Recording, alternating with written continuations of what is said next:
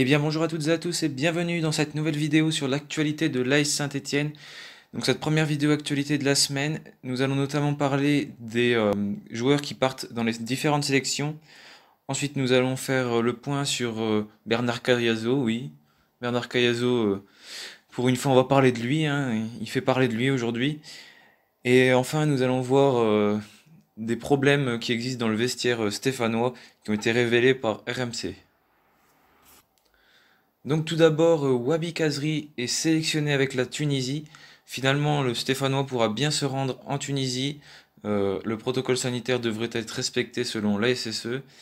Il va se rendre en Tunisie, mais le club est déjà qualifié pour la Coupe d'Afrique des Nations de l'année prochaine. Il disputera deux matchs avec sa nation face à la Libye le 25 mars pardon, à 19 heures et contre la Guinée équatoriale le 28 mars à 14 heures. Donc voilà, il rejoint sa sélection. Je ne sais pas si c'est vraiment une bonne chose, hein, de laisser les joueurs partir en sélection vu la situation du club. J'aurais plutôt préféré qu'ils se rassemblent tous et fassent le point sur la situation actuelle. Les 2 semaines de trêve internationale auraient au moins permis de faire ça, selon moi. Bon, n'hésitez pas à me donner votre avis si vous pensez que c'est bien de laisser les joueurs partir en sélection, mais je suis pas tout à fait d'accord avec ça. C'en est de même pour Denis Bouanga qui va rejoindre sa sélection du Gabon. Ils vont jouer contre le Congo jeudi prochain et contre l'Angola le 29 mars. Donc Denis Bouanga rejoindra ses coéquipiers, notamment Pierre-Emerick Aubameyang au Gabon. Donc c'est pareil, le protocole semble respecté, mais je suis quand même déçu que Bouanga parte parce que je pense qu'il y aurait du travail à faire à l'entraînement. Pour moi, vraiment, c'est le moment de faire le point sur la situation actuelle. Il y a beaucoup de choses à revoir. La trêve internationale aurait permis ça, surtout Bouanga. C'est pas un joueur qui est de tout reproche. Il est vraiment en difficulté cette saison. Il serait été le moment de comprendre pourquoi et comment agir. Je sais pas, mais je trouve pas ça super de les laisser partir. Même si je comprends forcément que sa sélection a besoin de lui. C'est important pour eux aussi, hein, c'est sûr, mais le club, là, vraiment, est dans des grandes difficultés. C'est pas forcément adéquat. Du côté de Stéphane Bajic, qui a joué 90 minutes face à Monaco, match très compliqué. Mais bon, pour moi, sur les 4 buts, c'est pas vraiment de sa faute. Euh, il était sélectionné avec les U20, mais finalement, il sera forfait, car il souffre toujours de sa cheville. Donc, il ne se rendra pas avec les U20 de l'équipe de France. C'est dommage pour lui. Mais il faut mieux qu'il soit en forme, car on ne sait pas, on sait jamais. Jesse Moulin va peut-être, j'espère pas, mais pourrait se blesser durant la saison et on aurait vraiment besoin de lui. Mais par contre, c'est différent pour Aymen Mouefek et Adil Aouchiche, qui sont tous les deux sélectionnés et se rendront bien dans leur sélection. Et Adil Aouchiche, il a été testé positif au Covid-19 comme Jesse Moulin la semaine dernière, mais il est toujours présent sur la liste, donc il devrait bien se rendre en sélection. Je sais pas, c'est que si la liste n'a pas été mise à jour ou peut-être qu'il est finalement négatif après un deuxième test. Je ne sais pas. Pourtant, lui avait bien confirmé qu'il était positif sur Instagram en donnant de ses nouvelles et disant qu'il allait très bien, d'ailleurs comme Jesse Moulin. Mais il est toujours en sélection. Et maintenant, faisons le point sur Bernard Cayazo, le président stéphanois qui est président avec Roland Romeillet et qui lui habite à Paris, donc loin de Saint-Étienne, s'est rendu dans le golfe Persique pour fuir le confinement parisien.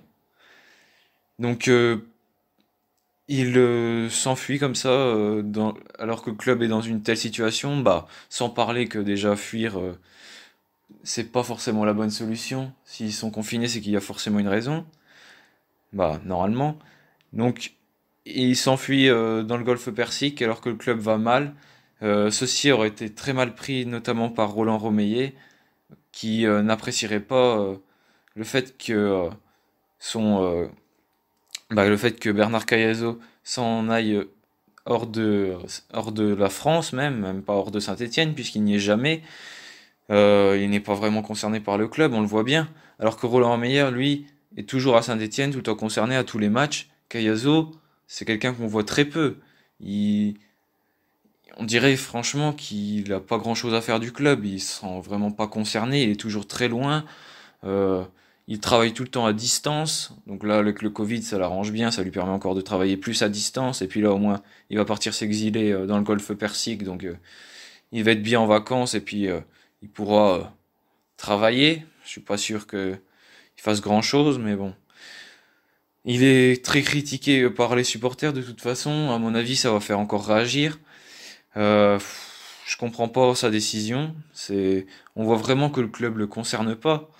Parce qu'en temps normal, déjà, fuir son club en restant toute la semaine à Paris, c'est pas forcément une bonne chose. Mais là, quand le club va mal comme ça, il devrait vraiment être au plus près du club et faire en sorte que tout aille mieux. Mais là, ce n'est vraiment pas le cas. Et en plus, RMC nous apprend également que le courant entre les jeunes et les anciens ne passerait pas forcément dans le vestiaire. Il n'y aurait pas forcément une cassure, mais aucune affinité entre une jeune génération et une plus ancienne. Du coup, l'entente dans le vestiaire serait vraiment pas bonne, c'est compliqué. Et en plus, certains joueurs ne seraient pas rigoureux aux entraînements. Ils arriveraient en retard.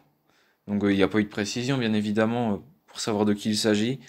Mais il me semble que j'avais vu que c'était plutôt des jeunes joueurs qui arrivent souvent en retard.